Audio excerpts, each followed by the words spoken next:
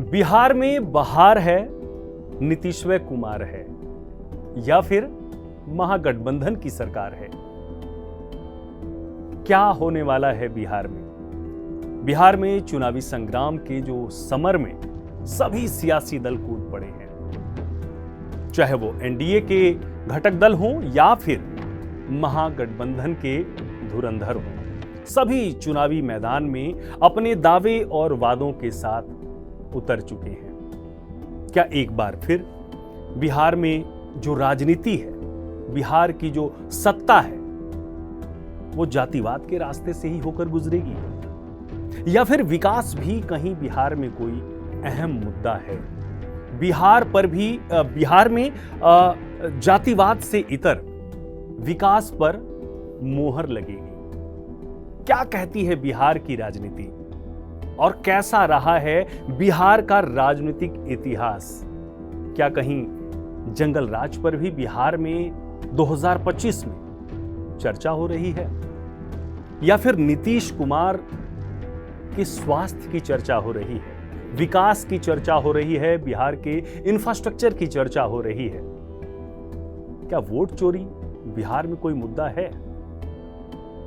क्या राहुल गांधी के भाषणों से, उनके संबोधन से बिहार की जनता प्रभावित है या फिर तेजस्वी यादव को कमजोर करने का काम राहुल गांधी चुनावी मैदान में कर रहे हैं?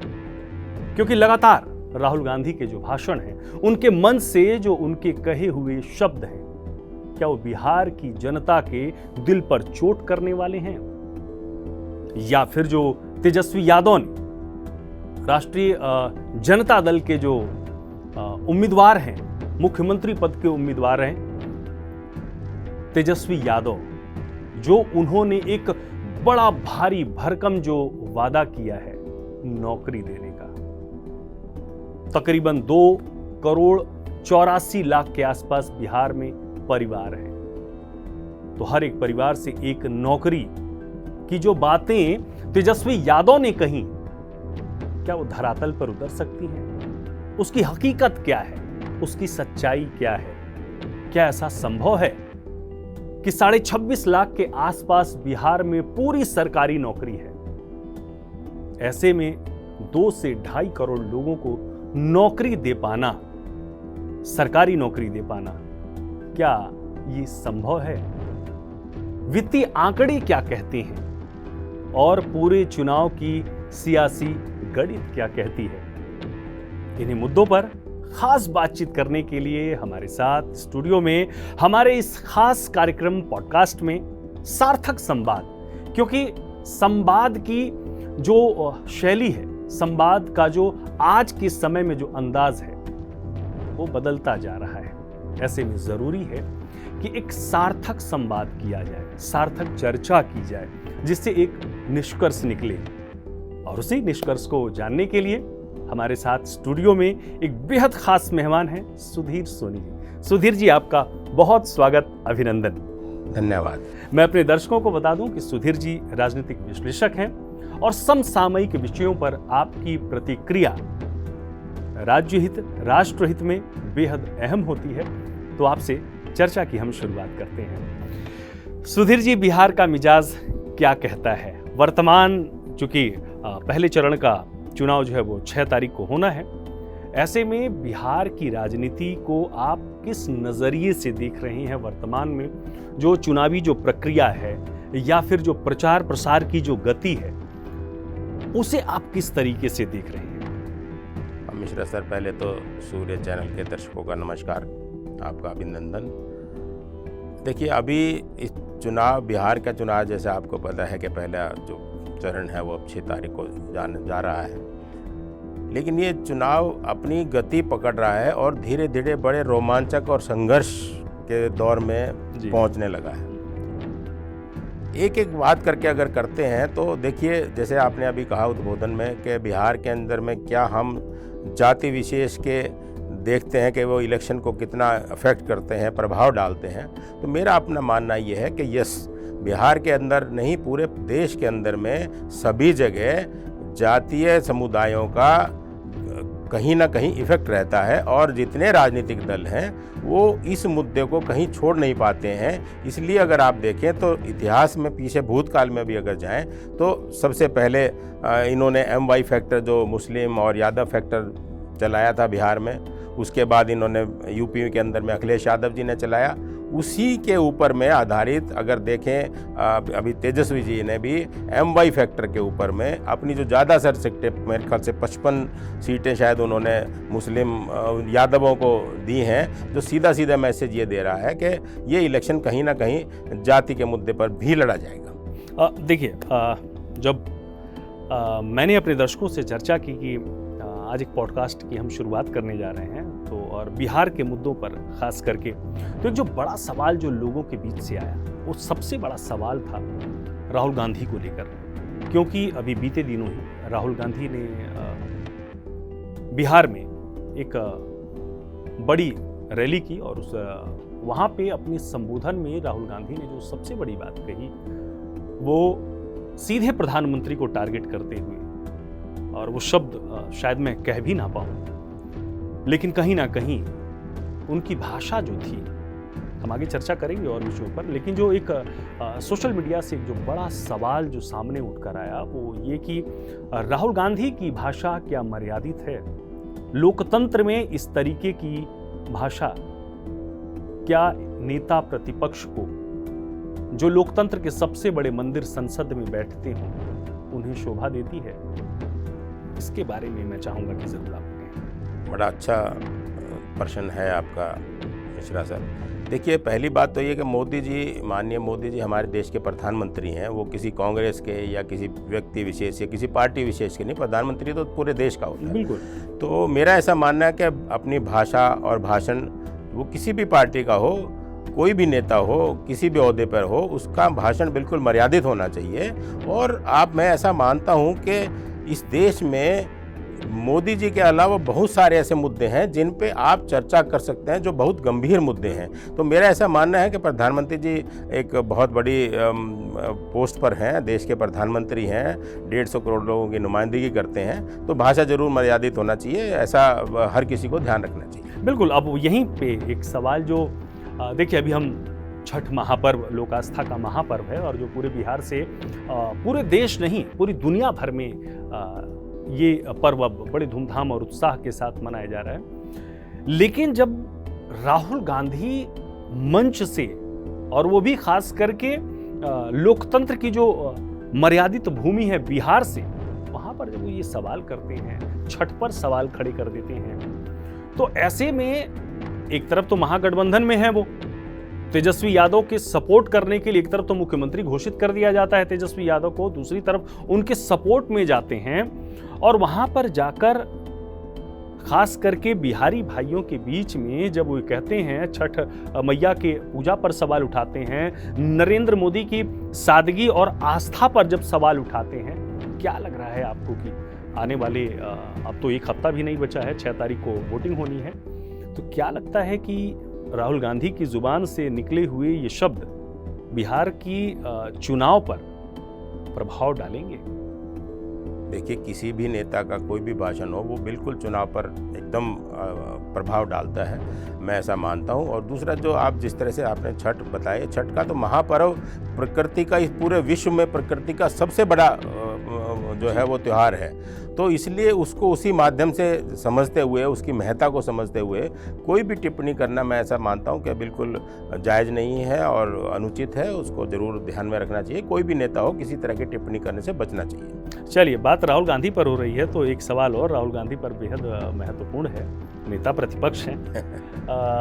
सवाल वही कि वोट चोरी की चर्चा उन्होंने एक बार फिर मंच से की। मेरे ख्याल से 60 दिन के आसपास बिहार में वो वोट चोरी को लेकर लगातार यात्रा करते रहे, चुनाव आयोग को कटघरे में खड़ा करते रहे, प्रधानमंत्री नरेंद्र मोदी को कटघरे में खड़े उन्होंने किया।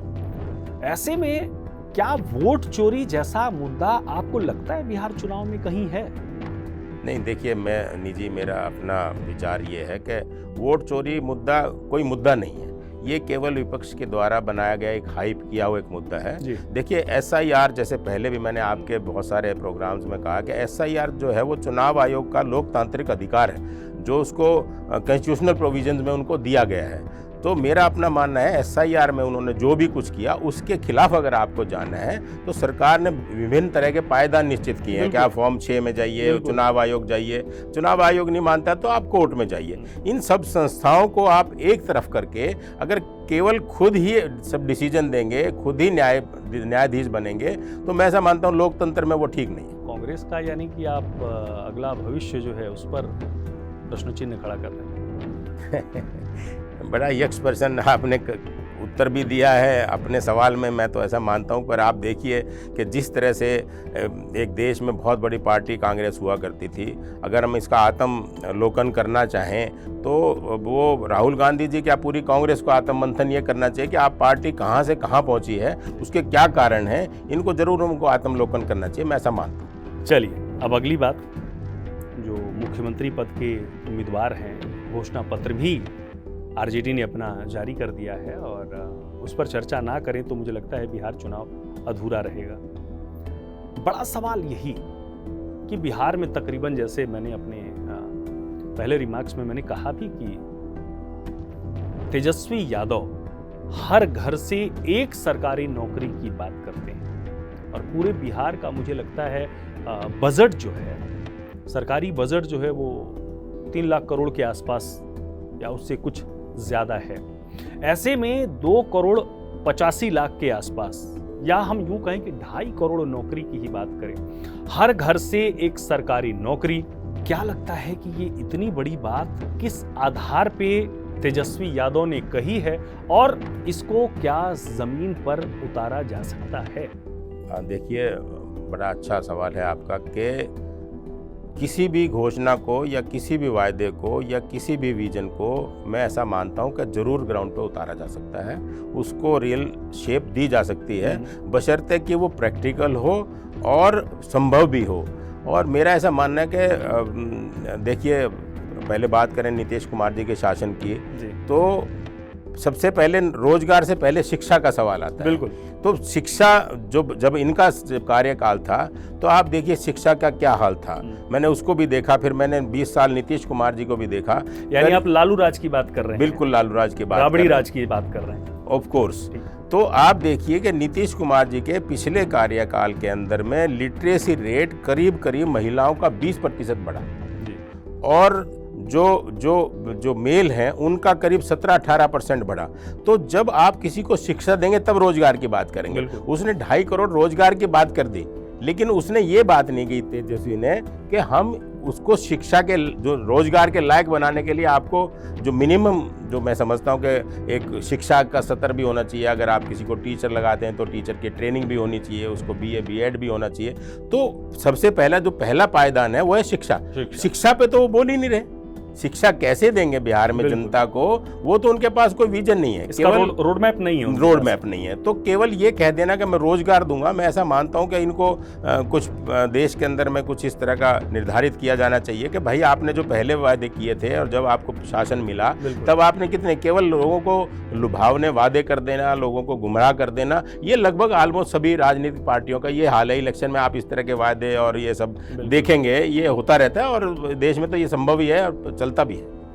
यहीं पर एक सवाल ये भी उठता है कि बीजेपी ने और नीतीश बाबू ने चुनाव की घोषणा होने से कुछ पहले, 1 आध महीना पहले, उन्होंने 10,000 रुपए स्वरोजगार के लिए बिहार के ज्यादातर महिलाओं को दिया है। इसका क्या लगता है कि इसका कुछ प्रभाव पड़ेगा? देखिए, बिहार जैसे प्रदेश के अंदर में जो जहाँ पर साक्षरता कम हो, जहाँ रोजगार कम हो, जहाँ कानून व्यवस्था की कमी हो, उस तरह में लोगों के जीवन के स्तर को उठाने के लिए भी सरकार अगर कोई भी प्रयास करती है, वो चाहे आर्थिक रूप से हो या शैक्षिक रूप से हो या किसी भी तरह से, तो मैं ऐसा मानता हूं कि वो किसी भी परिवार को अगर 10,000 रुपये मिलेगा तो उसके परिवार का स्तर ऊपर उठेगा, अपने बच्चों को अच्छा स्वास्थ्य दे पाएगा, अपने बच्चों को शिक्षा दे पाएगा, उसका जीवन यापन अच्छे से कर पाएगा। मैं ऐसा मानता हूँ जरूर फर्क पड़ेगा। लेकिन सवाल यहाँ पर ये उठता है कि लगातार जो है वो तेजस्वी यादव और तमाम विपक्ष के जो महागठबंधन के जो नेता हैं वो इस बात पर सवाल खड़े कर रहे हैं कि आखिर चुनाव से तुरंत पहले क्यों, और ऐसे में जब वो वादा कर देते हैं कि 2 करोड़ से ज्यादा नौकरी वो हर घर को देंगे, तो वो कैसे पूरा नहीं कर पाएंगे और ये कैसे पूरा कर देते हैं। इस पर विपक्ष लगातार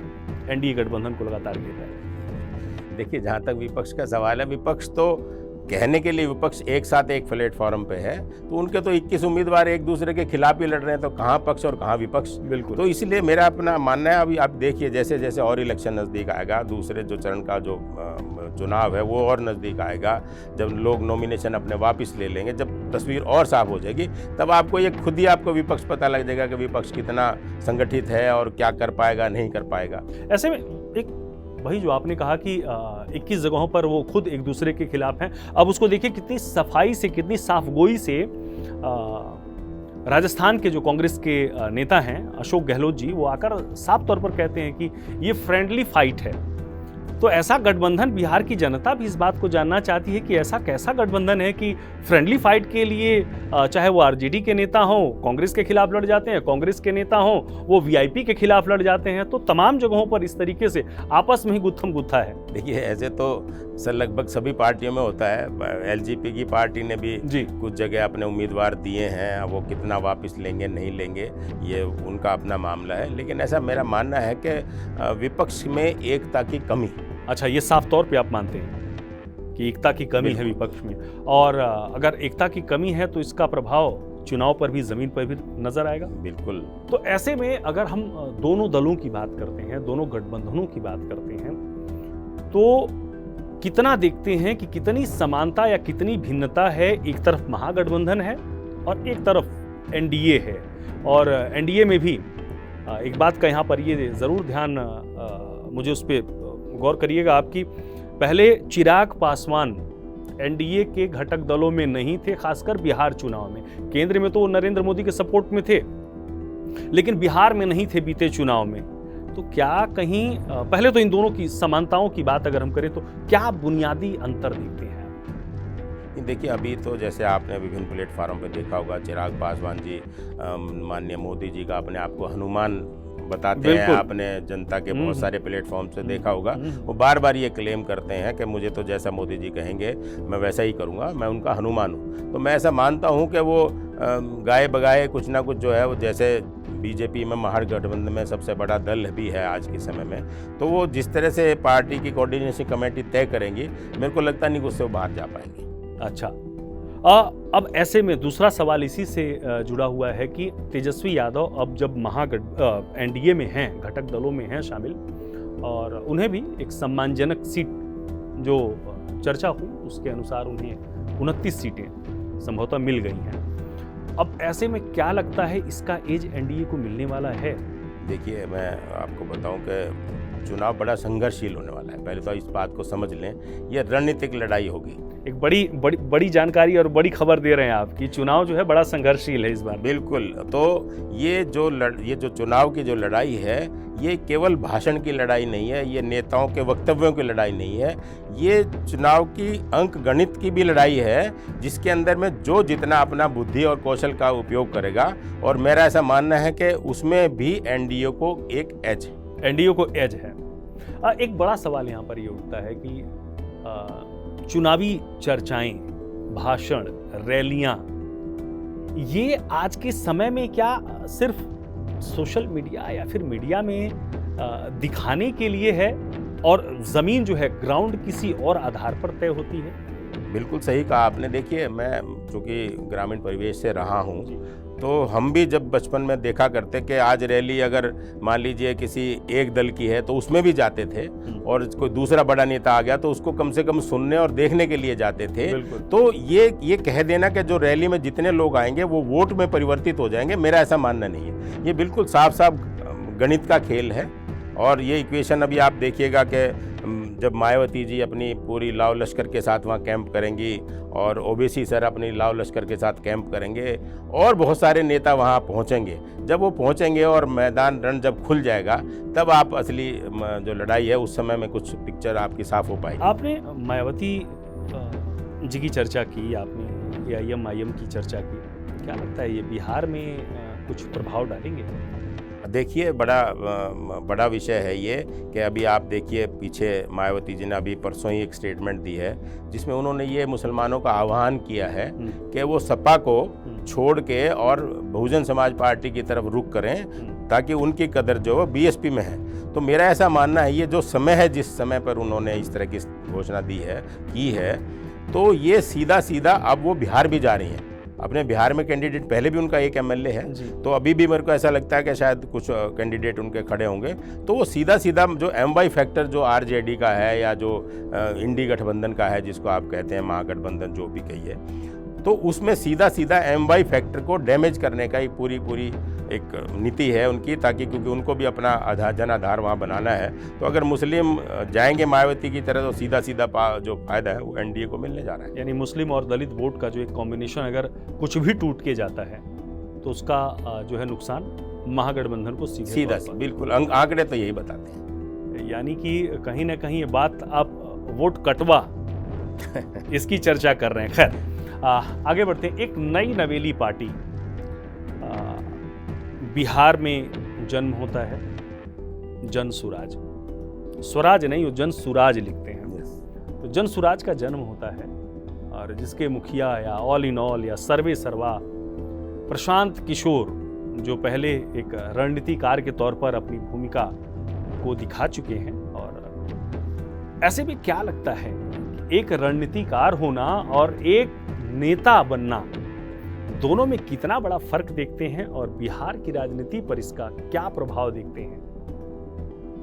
देखिए, प्रशांत किशोर जी एक बहुत अच्छे रणनीतिकार के रूप में देश में प्रसिद्ध हैं, लेकिन एक अच्छा रणनीतिकार होना और एक अच्छा नेता होना, दोनों में बहुत फ़र्क है। तो मैं ऐसा मानता हूं कि उन्होंने पिछले 2-3 साल में ग्राउंड पर, ज़मीन पर लोगों को जोड़ा है और बहुत मेहनत भी की है। लेकिन कहीं राजनीतिक दृष्टि से अगर देखें तो प्रशांत किशोर जी केवल कुछ वोट काटने, वो मैं ये तो नहीं कहूँगा कि किसके वोट काटेंगे, लेकिन केवल वोट काटने के अलावा मुझे नहीं लगता कि वो ग्राउंड पे कुछ बहुत ज़्यादा कर पाएंगे। कुछ सीटें अनुमान है? नहीं, मुझे तो नहीं लगता। एक आध जगह की कहीं वो किसी को हरवा जरूर सकते हैं, लेकिन मुझे नहीं लगता कि वो एक आध जगह चुनाव जीत पाएंगे।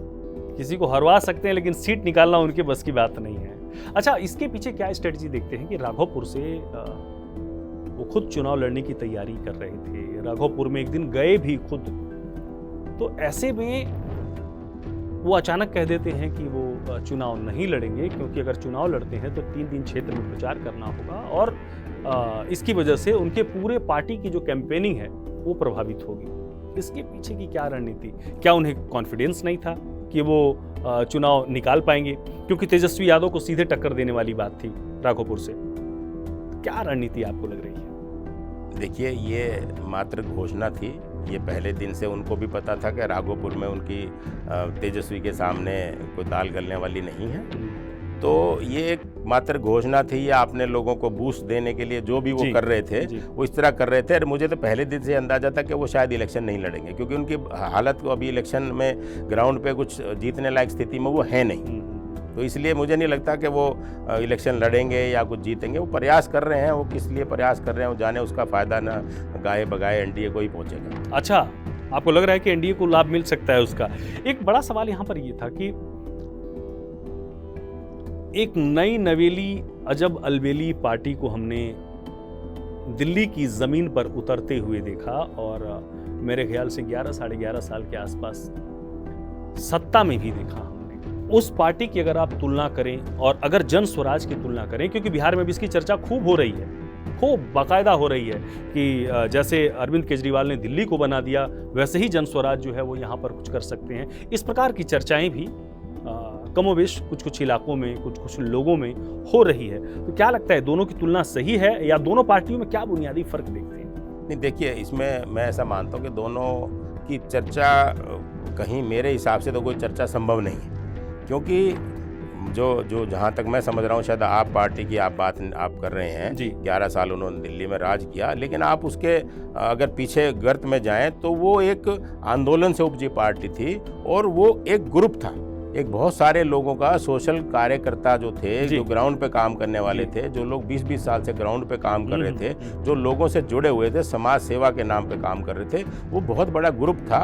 और देश के या दिल्ली के अंदर में एक बहुत बड़ा आंदोलन निर्भया कांड के बाद हुआ था, जिससे जनता एकदम जो सरकार थी उसके एकदम खिलाफ हो गई थी, जिसका सीधा सीधा फायदा केजरीवाल को मिला और उन्होंने वो एक राजनीति को अपने आप को बदल लिया और उसमें मुख्यमंत्री बन गए। लेकिन वहाँ इस तरह की परिस्थितियाँ नहीं है कि कोई आंदोलन हो, कोई बहुत बड़ा समुदाय उनके साथ में हो। वो तो अकेले अपनी पार्टी के नेता हैं, वो वहीं से शुरू होती है पार्टी, प्रशांत किशोर से, प्रशांत किशोर पर खत्म हो जाती है। यहीं पर वो ये भी दावा करते हैं कि 1 करोड़ जो कार्यकर्ता हैं बिहार के मतदाता, वो उनकी पार्टी के हार्डकोर मेंबर हैं। देखिए अभी आपको अब देखते जाइए, इलेक्शन में सारी चीज़ें आपके सामने आ जाएगी। चलिए आगे बढ़ते हैं। दूसरी एक बड़ी बात जो यहाँ पर है, नीतीश कुमार पर चर्चा ना करें और बिहार की बात वैसा संभव नहीं है। 2005 में सत्ता में नीतीश कुमार आते हैं और कमोबेश जिस नाम से बिहार की सत्ता को जाना जाता था, वो नाम था विशुद्ध रूप से जंगल राज का एक टैग लगा हुआ था। चाहे वो बात लालू प्रसाद यादव की हो, चाहे वो राबड़ी देवी की हो, तो वहां 2005 में सत्ता परिवर्तन होता है और सत्ता परिवर्तन के बाद धीरे धीरे शनै शनै चीज़ें जो हैं वो बदलनी शुरू होती हैं। चाहे वो आप शिक्षा की बात हो, रोड इंफ्रास्ट्रक्चर की बात हो, और फिर 2014 में वहाँ भी सरकार तो रहती ही है और साथ में केंद्र में सत्ता का परिवर्तन होता है। कांग्रेस के 10 साल का जो राज था उसका समापन होता है और केंद्र की सत्ता में नरेंद्र मोदी जी की स्थापना होती है। बिहार से मुख्यमंत्री के तौर पर एक बढ़िया अनुभव लेकर वो सीधे केंद्र की सत्ता में आते हैं। यानी कि 2014 से ही अगर हम बात करें और 2025 तक की बात करें, अब फिर हम बिहार में चुनावी मैदान में हैं, तो कितना बढ़िया जोड़ी आप देखते हैं नीतीश कुमार की और केंद्र की वर्तमान की जो सरकार है। और बिहार में विकास की गति को आप कहाँ पर पाते हैं कि बिहार में विकास धीरे धीरे बढ़ रहा है या ठहराव हुआ, कहीं पर रुका, या फिर बिहार में कितनी आवश्यकता को आप समझते हैं कि बिहार में काम की गति को और ज्यादा तेज करने की जरूरत है? देखिए पहले तो जैसे आपने कहा जंगल राज, तो हम भी ऐसा मानते हैं कि बिहार में एक समय से पहले जब नीतीश कुमार जी आए उससे पहले, चाहे आप ट्रेन में जाइए कोई रिजर्वेशन नहीं, कोई बस में जाइए कोई टिकट नहीं, और दिन दहाड़े जिस तरह के काम वहाँ होते थे वो जग जाहिर है, उसके लिए किसी को कहने की या बताने की आवश्यकता नहीं है। नीतीश कुमार जी के आने के बाद चाहे वो शराबबंदी हो, क्योंकि देखिए कानून का उल्लंघन तो सब जगह होता रहता है, ऐसा नहीं कानून है तो कानून का उल्लंघन नहीं होगा, शराबबंदी है तो उल्लंघन भी होगा, नेचुरली सब तरह के समाज में लोग रहते हैं। तो लेकिन एक बहुत बड़ा परिवर्तन बिहार के अंदर में आया कि जब वो राज गया और ये राज आया तो जंगल राज का लगभग खात्मा हो गया। अब लोग आराम से रात को घूम सकते हैं, यदा कदा तो अपराधी तो सभी जगह है, ये तो आदमी की प्रवृत्ति है। तो मेरा ऐसा मानना है। और दूसरी बात, जो हमारा फेडरल स्ट्रक्चर है इस देश का, कि केंद्रीय सरकार से जो केंद्र का फंड जो सेंट्रल गवर्नमेंट को जाता है, अगर कोई सरकार अगर उसका सदुपयोग करती है, केंद्र सरकार भी तभी पैसा देगी। अगर आपके पिता आपको तभी पैसा देंगे जब आप पैसा का सदुपयोग कर रहे हैं। अगर वो पैसा ले जाके आपने किसी ने अनैतिक कामों में लगाना है तो घर वाले भी पैसे नहीं देंगे। तो बड़ा सिंपल सा है, इसमें के लिए कोई रॉकेट साइंस नहीं है। तो मेरा अपना मानना है कि इस फेडरल सिस्टम के हिसाब से, सरकार के इस ढांचे के हिसाब से, वहाँ वो सरकार भी होनी चाहिए जिसकी सरकार केंद्र में हो, तभी विकास भी संभव है। या फिर वो पार्टी ऐसी हो जो बिल्कुल ईमानदारी से केंद्र की नीतियों को ग्राउंड पे लागू कर दे। यानी कि आप ये मानते हैं कि केंद्र की जो नीतियां हैं, केंद्र की जो फंडिंग है, बिहार की बुनियादी जरूरत है, क्योंकि जिस प्रकार से बिहार का इंफ्रास्ट्रक्चर है उसको और बेहतर करने के लिए या फिर रोजगार को और सृजित करने के लिए जरूरी है कि बिहार का जो नेतृत्व है और केंद्र का जो नेतृत्व है, दोनों में सामंजस्य को आप बिल्कुल।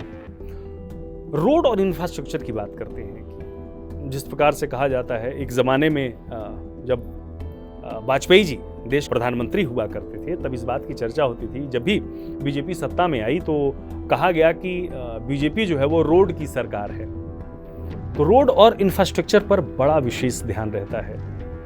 क्या लगता है बिहार में रोड इंफ्रास्ट्रक्चर पर बीते अगर 10 सालों की ही अगर हम बात करें तो बेहतर काम को आप देख पाते हैं? देखिए, केवल हम बिहारी की बात ना करें, अगर इंफ्रास्ट्रक्चर की बात हाँ, करें, बिल्कुल। सड़कों की बात करें, जी। तो जैसे अभी आपने दिवंगत वाजपेयी जी का नाम जी, लिया, जी। उनका जो विजन था, जिसकी कहते किसी भी नेता का विजन होना, नेता होना एक अलग विषय है, बिल्कुल। लेकिन उस नेता का विजन होना एक अलग विषय है। बिल्कुल। तो उनका एक विजन था कि सारी देश की नदियों को जोड़ा जाए, सारे देश को, जितने भी बड़े बड़े शहर हैं उनको एक दूसरे को रोड से जोड़ा जाए। तो उसी प्रक्रिया को बढ़ाते हुए माननीय मोदी जी ने उसको जोड़ा। तो जिसके जोड़ने का फ़ायदा ये हुआ कि आप जो यात्रा के लिए आपको 2-2 3-3 लगते थे, आप वहाँ 12-14 घंटे में पहुँच जा रहे हैं। तो इंफ्रास्ट्रक्चर हो रहा है, करोड़ों रुपए का डीजल पेट्रोल बच रहा है, इंफ्रास्ट्रक्चर की कॉस्ट बच रही है। तो मेरा ऐसा मानना है कि पिछले, अगर आप देखेंगे पिछले 10-12 वर्षों के अंदर में, 2014 के बाद में अगर हाईवेज़ की करें तो हाईवेज़ की तो बाढ़ ही आ गई। जैसे अब हम जाते हैं, हमको खुद ही नहीं लगता कि हम वहीं जगह हैं जहाँ पहले कभी जी। घूमा करते 10 साल पहले। क्या रोड भी टूटी हुई है, गड्ढे हैं। और अब आप देखिए, आप देखिए गुड़गांव से मुंबई तक जाइएगा आप, बिल्कुल। 14-15 घंटे में आप चलिए 100 की स्पीड से। तो ये बहुत बड़ा चेंज, ये तो जनता देख रही है, इसके लिए कोई बताने की आवश्यकता नहीं है। बिहार में रोजगार को कितना बड़ा मुद्दा मानते हैं? क्योंकि जब बात पलायन की आती है तो मुझे लगता है कि देश का इकलौता ऐसा राज्य है बिहार, जहां से बड़ी संख्या में पलायन हुआ।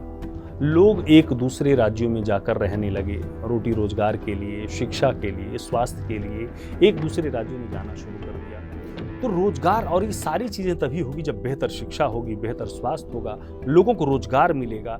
ये कितना बड़ा मुद्दा मानते हैं और क्या लगता है कि जमीन पर कौन सा दल, कौन सा गठबंधन बिहार में ये उतारने का काम कर सकता है? क्योंकि एक विजन होना बहुत जरूरी है। तो क्या लगता है कि इस पर कैसे बिहार में काम हो सकता है? देखिए, जैसे अभी आपने बताया पलायन का मुद्दा, जी। बिहार की जो धरती है वो एक नालंदा जैसी जगह वहाँ है, जहाँ पूरे देश और विदेश के लोग शिक्षा लेने के लिए आते थे।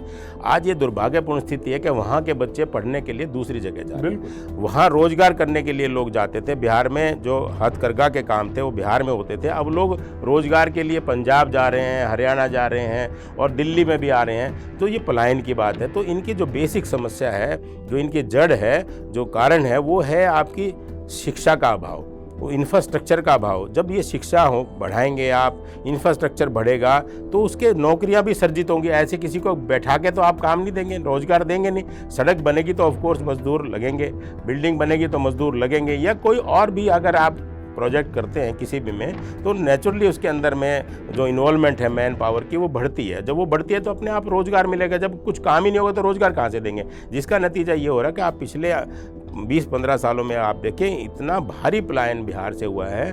और मैं तो ये मानता हूँ कि एक बार एक समय था कि बिहार के इतने ज्ञानी लोग हुआ करते कि सारी ब्यूरोक्रेट्स की लॉबी सब बिहार से आती थी। इतने शिक्षित लोग थे वहाँ के। तो अगर उसको देखें आके, तो पिछले 25-30 सालों में वो सब नीचे चला गया। तो जब शिक्षा अच्छी होगी तो वो ब्यूरोक्रेसी फिर देगा एक बार बिहार अपने यहाँ से। वो मिट्टी है नालंदा की, जिसने बड़े बड़े लोग दिए हैं वहाँ से। तो मैं ऐसा उम्मीद करता हूँ कि एक स्थायी सरकार होनी चाहिए, जिन नेताओं का कुछ विजन हो, जो कुछ समझते हो, कुछ जानते हो, या जनता के प्रति उनके जवाबदेही हो। जो इससे पहले जिनकी आप जंगल राज की, उनकी जनता के प्रति कभी जवाबदेही नहीं रही। केवल भ्रष्टाचार या पैसा कमाने से दूसरा कोई एंगल किसी काम में नज़र नहीं आता था उनकी। चलिए, एक और बड़ा महत्वपूर्ण सवाल है बिहार को लेके। बिहार का जो नज़रिया है, बिहार में जो चुनावी उतार चढ़ाव, जो घटनाक्रम पल पल बदलता जा रहा है।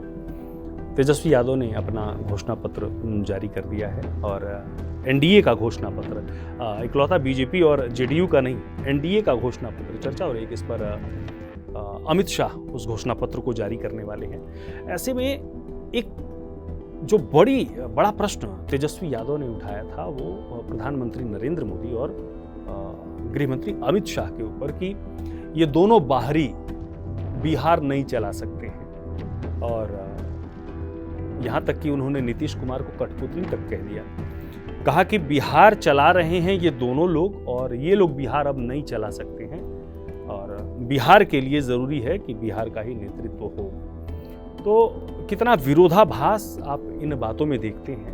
एक देश के प्रधानमंत्री हैं, दूसरे गृह मंत्री हैं, और कहीं ना कहीं सिर्फ बिहार ही नहीं, देश का कोई भी राज्य हो, उन राज्यों में उनकी भूमिका कितनी अहम है। और इस प्रकार से कहना उनके लिए कि ये लोग बाहरी हैं, गुजरात से बिहार को चला रहे हैं। कितना उचित और कितना तर्कपूर्ण इसको मानते हैं? देखिए, पहले तो मैं इस बात से कतई अपने आप को नहीं मानता, एक्सेप्ट नहीं करता कि बाहरी और अंदर देश के नागरिक हैं। पहली बात, देश के प्रधानमंत्री हैं, गृह मंत्री हैं। और दूसरी बात ये देखिए, चाहे वो कोई दल भी हो, ये सांझे की हांडी है दोनों दलों की, महागठबंधन भी हो या मान लीजिए एनडीए भी हो। जब आप 4-6 दलों को साथ लेके चलेंगे तो आप तो कभी भी काम करने की स्थिति में नहीं रहेंगे। अगर एक दल की सरकार होती तो फिर बात उनकी समझ में आता है कि उनकी बात ठीक होगी। जब आप 36 तरह के दलों को साथ लेके चल रहे हैं तो आप कठपुतली पहले दिन बन जाते हैं कि आपको 35 के लोगों का भी ध्यान रखना पड़ेगा, उनकी इच्छाओं का भी ध्यान रखना पड़ेगा। तो वो चाहे आप बन जाए तब भी आपको अपने गठबंधन के लोगों का ध्यान रखना, तो आप भी कठपुतली हो गए। जब आप कोई डिसीजन स्वेच्छा से नहीं ले पाएंगे या किसी योजना को इम्प्लीमेंट नहीं कर पाएंगे, जैसे ही ले जाएंगे कैबिनेट में, जो दूसरे दल हैं वो अपना राजनीतिक स्वार्थ देखेंगे उसमें, और जिसमें आपका राजनीतिक स्वार्थ पूरा होगा और उनका नहीं हो रहा होगा तो नहीं होने देंगे। तो कठपुतली अगर आपको कर दिया तो आप कठपुतली वैसे ही हो गए, अगर नहीं करेंगे तो भी कठपुतली हो गए। तो मेरा ऐसा मानना है कि सरकारों में कोई कठपुतली नहीं होती, योजनाओं के ऊपर में नीतिगत फैसले होते हैं और उनको उस तरह से क्रियान्वयन भी, उनका इम्प्लीमेंटेशन भी होना चाहिए, उसमें कोई कठपुतली का कोई सवाल नहीं है। एक्स फैक्टर क्या मानते हैं बिहार के चुनाव में? 14 तारीख को परिणाम जो आने वाले हैं उसमें एक्स फैक्टर क्या मानते हैं कि बिहार की जनता किस एक मुद्दे को जब वोट डालने जाएगी, जब ईवीएम का बटन दबाएगी, कौन सा ऐसा एक पॉइंट होगा जो उसके जहन में रहे? बाकी और मुद्दों के साथ साथ जो एक रहेगा वो तो रहेगा ही रहेगा, वो एक्स फैक्टर कौन सा मानते हैं? देखिए, मैं ऐसा मानता हूं कि जिस दिन तक मतदान नहीं होता उस दिन तक जनता अपने विवेक का बार बार परिवर्तन करती है। तो अभी ये कहना कि भाई आप एक्स फैक्टर क्या होगा, एक्स फैक्टर तो सबसे बड़ा वहाँ बदलाव का फैक्टर तो अब है नहीं। उनका फैक्टर तो केवल यही है कि देश, बिहार के अंदर स्थायी सरकार हो और जो सब लोगों का संपूर्ण विकास कर सके। क्योंकि देखिए, एक सवाल जो आपने कहा कि लोगों में ऐसी कोई बात नहीं है, तो एक बड़ा सवाल जब मैंने सर्च करना शुरू किया बिहार को लेके, तो कम से कम सत्ता परिवर्तन की एक जो सबसे पहली धुरी होती है वो ये होती है कि जनता में आक्रोश हो, जनता आंदोलित हो। तो कहीं ना कहीं नीतीश कुमार के प्रति जनता में आक्रोश नहीं है। कहीं पे भी आप किसी भी क्षेत्र में चले जाएं, पूर्वी बिहार में चले जाएं, पश्चिमी बिहार में चले जाएं, सीमांचल की तरफ चले जाएं, तो कहीं पे भी आपको वो आक्रोश नजर नहीं आएगा। नहीं, नीतीश कुमार से बड़ी नाराजगी है और इनको निकाल के बाहर करो। तो कहीं ना कहीं एक बड़ा फैक्टर ये मानते हैं आप? मैं तो ऐसा मानता हूँ, उनकी पर्सनैलिटी ऐसी है कि वो एक्सेप्टेबिलिटी उनकी लगभग सभी लोगों में, सब समाज के सभी जो जितने वर्ग हैं उनको, नीतीश कुमार जी बड़े सॉफ्ट नेचर के आदमी हैं, तो उनको वो आक्रामक रवैया नहीं उनका काम करने का, देखिए आप राजनीति में, तो वो तो एक्सेप्टेबल लीडर है। मतलब उसका कुछ कारण नहीं है कि लोग उनको एक्सेप्ट ना करें। अंतिम 2 बड़े सवाल। नीतीश कुमार जी की सेहत पर लगातार विपक्ष वार पे वार किए जा रहा है। दूसरा बड़ा सवाल इसी के साथ जुड़ा हुआ है कि अमित शाह लगातार बिहार में डेरा डाले हुए हैं। एक कुशल रणनीति किसको कहते हैं, और स्वास्थ्य पर सवाल उठाना कितना अभी आप उचित समझ रहे हैं, या लगता है कि नहीं, अनफिट हैं नीतीश कुमार फिलहाल सत्ता में बनी रहने के लिए? देखिए, किसी इतने सीनियर लीडर को मेरी जैसे आदमी के लिए अनफिट कहना तो न्याय संगत नहीं होगा। लेकिन जो परसेप्शन जनता के अंदर में है कि जी बिल्कुल, उनके स्वास्थ्य की दृष्टि से अगर देखें कि जिस तरह से विजुअल्स हम लोग टीवी पे देखते हैं, मतलब उनको कहीं ना कहीं आराम की ज़रूरत है। और जो भी सेकंड लाइन का लीडरशिप होगी, वो बीजेपी या महागठबंधन, ये जो एनडीए के लोग हैं, उनकी कोऑर्डिनेशन कमेटी तय होगी। पर मेरा ऐसा मानना है, मैं आपको आज आपके चैनल पर बता रहा हूँ कि नीतीश कुमार जी मुख्यमंत्री नहीं होंगे। नीतीश कुमार जी मुख्यमंत्री नहीं होंगे, आप ये कह रहे हैं? जी, और एनडीए का मुख्यमंत्री होगा और बीजेपी का मुख्यमंत्री होगा। सुधीर जी ने एक बड़ी बात कह दी कि एनडीए का मुख्यमंत्री होगा और बीजेपी का मुख्यमंत्री होगा, नीतीश कुमार नहीं होंगे। सवाल बड़े हैं, क्योंकि चाहे वो बात करें आप गृह मंत्री अमित शाह जी की, या फिर प्रधानमंत्री जी की, या फिर पूरे एनडीए कुनबे की अगर आप बात करें, तो हर कोई कहता है कि नीतीश कुमार जी के नेतृत्व में हम चुनाव लड़ रहे हैं। फिर आपने ये बड़ी बात कहां से कह दी? क्या इसका आधार क्या हम माने? नहीं, जैसे अभी आपने कहा, एक तो स्वास्थ्य ही सबसे बड़ा आधार है कि स्वास्थ्य की दृष्टि से अगर देखें तो अगले 5 साल, लेकिन स्वास्थ्य की जो बात आप कर रहे हैं, स्वास्थ्य का तो आप देखिए सबको बाकायदा उन्होंने टिकट बांटा है, 101 सीटों पर उन्होंने कैंडिडेट उतारे वो हैं। टिकट कैसे बंटते हैं, एक पर पार्टी का काम करने का एक अंदाज है, एक कमेटी है, एक पार्लियामेंट्री कमेटी है, एक सिलेक्शन कमेटी है, ये तो उसका काम है। मुख्यमंत्री ने तो खाली अपने लास्ट में ठप्पा लगा दिया होगा या 4 लोगों ने कह दिया होगा उनको कि भाई हमने फाइनल कर दिया, तो उन्होंने भी सब लोगों की राय को आगे बढ़ा दिया होगा। पर मेरा अपना, ये तो मेरा अपना निजी विचार है जो मैं ऐसा मानता हूँ, मैं कह सकता हूँ। तो बड़े रोमांचक दौर में इलेक्शन पहुँच गया है और होगा। हम उम्मीद करते हैं कि और भी चीज़ें आपको देखने को मिलेंगी और फिर हम आगे चर्चा करेंगे इस विषय पर। चलिए, दूसरा सवाल इसी से जुड़ा हुआ था जो हमने अमित शाह की बात की कि गृह मंत्री बिहार में बैठे हुए हैं, और क्या लगता है कि बिहार की राजनीति के एक बार सूत्रधार, एक बार चाणक्य अमित शाह साबित हो पाएंगे? देखिए, जैसे मैंने कहा कि अभी इलेक्शन में अभी 6 तारीख को पोलिंग है, पहले फेज जी, उसके बाद 14 की, तो इसमें बहुत समय है रणनीति बनाने की। और 14 तारीख को गिनती है, 6 और 11 को जी, हाँ 14 को गिनती है, तो अभी उसमें 11 में भी बहुत समय है। लेकिन मेरा ऐसा मानना है कि इलेक्शन इसलिए संघर्षशील होने वाला है कि अगर आप पिछली जीत के और इनका अगर फैक्टर देखेंगे तो करीब करीब 2-2.5% के ऊपर ही सारी चीज़ें खेल रहे हैं, जो वोट की परसेंटेज जो दाएं बाएं हो रही है। तो कोई भी एक गणना किसी भी पार्टी के लिए मतलब वो फायदेमंद भी हो सकती है और उसके लिए घातक भी हो सकती है। वही 2 से 2.5% को आप एक्स फैक्टर मान रहे हैं? यस। चलिए, अब अंतिम और सबसे महत्वपूर्ण सवाल, 14 नवंबर को बिहार में क्या महागठबंधन की सरकार या फिर एनडीए की सरकार? मेरा तो निजी विचार ये है कि हम तो वहाँ एनडीए की सरकार, मैं तो पहले से कह रहा हूँ, आप एनडीए की सरकार देखेंगे वहाँ, कहीं से कहीं कोई संशय नहीं है मुझे तो। यानी सुधीर जी का साफ तौर पर मानना है कि एनडीए सरकार बनने जा रही है और मुख्यमंत्री बीजेपी का होने वाला है, एनडीए का होने वाला है। चलिए, आप हमारे इस कार्यक्रम में आए, आपका बहुत धन्यवाद। धन्यवाद। तो बिहार की राजनीति क्या कहती है, बिहार की राजनीति किस मोड़ पर पहुंचने वाली है? दोनों जो महागठबंधन है, एक तरफ महागठबंधन, दूसरी तरफ एनडीए, लगातार दावे और वादे करते हुए धरातल को टटोलने की, जानने की पूरी कोशिश कर रहे हैं। आने वाला समय, अब 6 तारीख को पहले फेज का मतदान होना है, दूसरे फेज का मतदान 11 तारीख को होना है और 14 तारीख को बिहार में फिर एक बार नीतीश कुमार या फिर महागठबंधन की सरकार, ये देखना दिलचस्प होगा। ये पॉडकास्ट कैसा लगा आप कमेंट बॉक्स में हमें जरूर बताएं, और इसी प्रकार की चर्चा करने के लिए आप कौन से मुद्दे पर चाहते हैं कि हम चर्चा करें, आप तक ऐसे मेहमान को लेकर आएं, ये आप हमें जरूर बताइएगा। फिलहाल मुझे दीजिए इजाजत, नमस्कार।